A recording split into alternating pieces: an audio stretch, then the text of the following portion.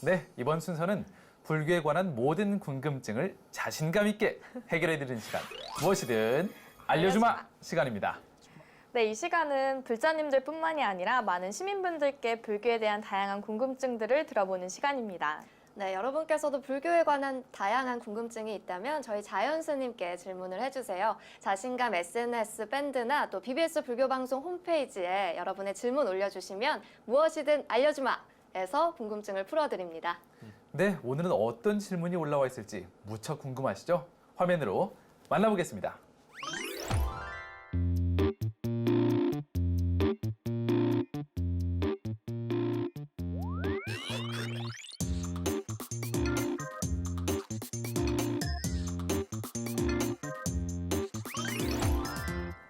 네, 법당의 중간문을 어간이라고 하는데요. 보통 어간으로는 통과해서는 안 된다고 하는데 그 이유가 뭘까요, 스님?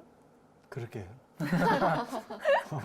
그렇게. 아, 스님들 모르신다면 정말 중간문으로 이렇게 중간문으로만 안 다니는 게 아니고 법회 같은 데서 사람이 많을 때도 중간문만 이렇게 비워놓고 사람들이 앉거든요, 신도분들이. 네. 그렇게 해서 되게 재밌는 게 마치 그 모세가 홍해를 가르듯이 언제나 이렇게 갈라져 있는 모습을 네. 절에서 네. 볼 수 있어요. 그래서 네. 지금 이렇게 방송국에서 촬영하러 나가시는 분들 중에 어떤 분들이 있냐면 사람이 많으니까 저 옆으로 못 들어가고 가운데로 자 지나갈게요 이러면서 지나가는 분도 있어요. 길이 뚫려 있으니까 좋은 어떻게 보면 하이패스야 이렇게. 그리고 불교를 모르는 분들이 보시기에는 보통 우리가 건물로 들어갈 때 굳이 옆으로 돌아가서 들어가지 않고 앞에 열려 있으면 앞으로 그렇죠. 들어가잖아요. 네. 네. 근데 요즘은 뭐 앞으로 들어가기도 어려워요. 왜냐면 이제 관광사찰이나 이런 데 가면 거기 복전함이 막고 있습니다. 이렇게 딱 막고 있기 때문에 함부로 못 들어가는데 근데 이게 불교 문화는 아니에요. 원래 불교 거는 아니고 동아시아 전통 문화라고 보시면 돼요. 그래서 동아시아 전통 문화에서 사당이 있으면 소슬산문이 있거든요. 문이 3개가 이렇게 있으면 네. 그래서 가운데가 솟아있다 그래서 소슬산문이라고 그래요. 이렇게 소슬산문이요? 산문. 아, 소슬 솟아있는 가운데가 네. 솟아있는 3개의 문. 아. 그 중에서 보통은 양쪽으로 다니죠. 이렇게. 네. 그리고 언제 가운데를 여냐면 제사 지낼 때. 네. 네, 제사 지낼 때는 가운데를 열어요. 그 가운데 열어놓은 대로 누가 들어가는 거냐면 그 제사의 주인공인 신이 들어가는 거예요. 그걸 신도라 그래요. 신도. 신의 길. 신의 길. 그렇게 해서 그런 가운데 길이라고 하는 거는 메인, 그러니까 최고의 사람들만 다닐 수 있는 거예요. 그 어도라고 하는 것, 그 다음에 그걸 이제 또 다른 말로는 어도라고도 하거든요. 그 임금이 다닐 때는, 그러니까 네, 왕궁에서 임금 다닐 때는 그걸 어도라 그래요. 네. 어도라고 해서 어라고 하는 거는 이제 뭐 통솔한다, 통어한다, 어가, 네. 뭐 어가 이런 얘기 들어보셨어요? 네. 왕 왕과 관련해서. 관련된. 예. 그래서 왕과 관련된 그런 길들을 어도라고 하는 거고, 그다음에 제사 지낼 때 쓰는 그런 길은 똑같아요. 다 가운데 길이에요. 네. 거기를 신도라고 하는 거고, 그래서 중국의 뭐 공자 무덤이라든지 뭐 맹자 무덤이 우리나라도 마찬가지예요. 임금의 왕릉 이런 데 가보면 전부 그런 신도가 있어요. 그래서 거기를 이제 밟고 다니는 분도 있고, 근데 예전 어른들은 뭐라고 얘기했냐면, 그러니까 유교에서 들은 얘기예요. 유교에서 저는 유교도 전공을 했었으니까 그는 뭐라고 얘기하냐면 이제 거기를 이렇게 지나다니면 신들이 다니다가 발로 찬대요. 그래서 발로 차면 재앙이 내리는 거야. 네. 진짜 조심해요. 재앙이, 약간 이런 얘기를 들으면 되게 좀 꺼리게 되는 것 같아요. 스님 이건 좀 약간 행정적인 개념시 내려오는 거 아니에요? 왜냐면 경복궁이나 아니면 뭐 덕수궁이나 거기다 가면 중앙길은 일반인들 안 가고 네, 맞아요. 거기서 왕만 가고 네. 옆길에서 사람들 다 들어가고 그러잖아요. 그래서 똑같은 개념이 법당에다가 그거예요. 마찬가지예요. 네. 지금 그 얘기를 지금 계속 하고 있는 거예요. 똑같은 얘기예요. 그래서 예전에 숭배 대상, 그러니까는 불교식으로 말하면 부처님, 네. 그다음 부처님이나 보살예, 그다음에 조상신, 뭐 왕의 무슨 뭐 선왕들, 네. 그러니까 종묘에도 똑같은 구조가 발견되는 거고, 뭐 사당이라든지 이런 데 다 똑같은 구조가 발견되는 거고, 그 다음에 이제 왕궁 네. 또 똑같은 구조가 발견되는 거예요. 네. 그래서 가운데 출입은 못하는 거고 가운데는 메인이 하는 거기 때문에 네. 함부로 못하는 거고 찌끼다시들은 양 옆으로 댕겨라. 결국 그 얘기예요. 네. 결국 그 얘기예요. 네. 그리고 예전에는 뭐가 있냐면 어른 앞을 함부로 못 막는다라는 게 있어요. 그러니까 네. 어른 앞에 대고 쓰는 게 아니에요. 네. 그러니까 우리가 사극 봐도 신하들은 이렇게 쓰지 이렇게 쓰는 게 아니라고요. 이렇게 해서 그렇죠. 이렇게 네, 보는 네. 게 아니라고요. 네, 스님 또 궁금한 게요. 그럼 이 중국 문화권 아니고 남방 불교권이나 인도에서도 이런 문화가 있나요? 어간을 좀 존중한다든지. 그런데 그 네. 부분은 당연히 있을 거라는 생각은 해요. 음. 확실하게 우리처럼 이렇게 뚜렷하진 않지만 왜냐하면 어른을 가린다고 하는 것은 상대적으로 맞는 건 아니에요. 그래서 걔네도 지금 구조들을 보면 좌우로 이렇게 배치되는 거지 가운데 서지는 못해요 함부로. 그래서 우리도 그거를 이제 우리는 아예 출입 자체를 금지시키는 거고 네네. 그걸 어간이라고도 하고 어칸이라고도 해요. 칸이요? 칸이요? 칸하고 칸의 차이는 면적하고 이제 어떻게 보면 면적하고 그 다음에 거리를 나타내는 거라고 보시면 돼요. 그래서 한 칸, 두 칸, 세 칸, 뭐 10칸집, 네. 뭐 30칸집 이러면 그 공간을 나타내는 거라고 보시면 돼요. 공간을 나타낸다고 보시면 되고 그 다음에 간이라고 하는 거는 그 다음에 그냥 평면적으로 2차원적인 어떤 네. 길이라는 정도를 생각하시면 돼요. 그래서 어간, 어칸 이러면 그 가운데 메인으로는 함부로 못 간다라고 하는 그게 상징성이에요. 네. 칸은 뭐 이렇게 임금이 계신 칸 또는 뭐 부처님이 계신 칸 이런 느낌인 것 같아요, 좀. 아니 그 칸. 그게 아니고 그냥 중앙의 메인이라고 메인. 하는 거를 어간이라고 하는 거예요. 네. 그래서 거기를 지나다닐 때는 예를 들어서 부처님이 이렇게 계시면 이 앞을 지나가잖아요. 네. 이 앞을 지날 때는 스님들 같은 경우 여기서 합장 반배를 하고 지나갑니다. 네. 아. 그렇죠. 이렇게. 그러니까 법당 안에서는 사실 어떻게 지나가야 되는 거냐면 법당 뒤쪽에 통로가 있어요.